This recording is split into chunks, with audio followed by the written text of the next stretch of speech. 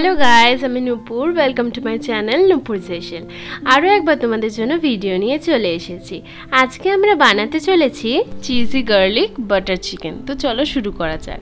তো একটা পাত্রে প্রথমে 600 গ্রাম মতো মাংস নিয়ে তার মধ্যে সামান্য চিলি ফ্লেক্স, অরিগ্যানো, গোলমরিচ সামান্য ঝাল অনুযায়ী, আদা রসুনের পেস্ট, ডিম দুটো, তোমরা চাইলে একটাও দিতে পারো, দিয়ে ভালো করে মাখিয়ে নিতে হবে। আর অর্ধেকটা লেবুর রস দিয়ে সেটাকে ভালো করে মাখিয়ে আমরা আধ ঘন্টা মতো ওটাকে চাপা দিয়ে ম্যারিনেট করতে রেখে দেবো।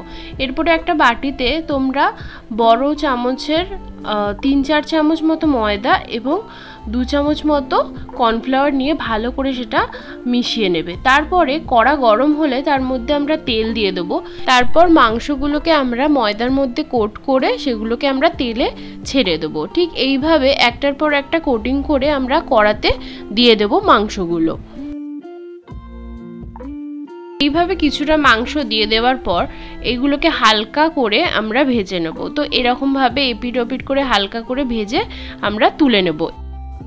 কড়াইটা আবারও গরম করতে দিয়ে দেবো এবং তার মধ্যে আমরা বেশ খানিকটা বাটার দিয়ে দেবো। বাটারটা মেল্ট হয়ে গেলে আমরা তার মধ্যে 2 চামচ মতো রসুন কুচি দিয়ে ভালো করে আমরা রসুনটাকে হালকা একটু ভেজে নেব। দেওয়ার পর আমরা এর মধ্যে অল্প সামান্য পরিমাণ ময়দা দিয়ে এরকমভাবে বাটারটার সাথে মাখিয়ে নেব। ঠিক যখন এরকম একটা ঘনত্ব এসে যাবে তার মধ্যে আমরা দুধ দিয়ে দেব। এখানে আমরা ছোট কাপের 2.5 থেকে 3 কাপ মতো দুধ দিয়েছি। ভালো করে দুধটা মিশিয়ে নেব যাতে কোনো লাম্পস না থাকে। তারপর আমরা তার মধ্যে গ্রেট করা চিজ বেশ কিছুটা দিয়ে দেব। দিয়ে ভালো করে কিছুক্ষণ ফুটে এলে তার মধ্যে আমরা অরিগ্যানো, সামান্য চিলি ফ্লেক্স আর গোলমরিচ স্বাদ মতো দিয়ে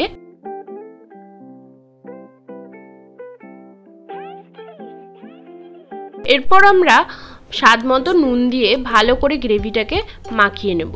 গ্রেভিটা বেশ খানিকটা গাঢ় হয়ে এলে আমরা তার মধ্যে ধনেপাতা কুচি সামান্য পরিমাণে দিয়ে দেব।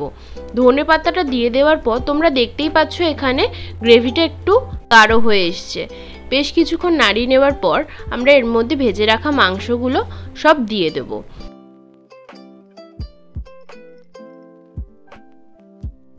মাংসগুলো সব দিয়ে দেওয়ার পর ভালো করে গ্রেভির সাথে মাংসগুলোকে মাখিয়ে নিতে হবে এবং বেশ কিছুক্ষণ মাংসটাকে হতে দিতে হবে খুব হালকা ফ্লেমে।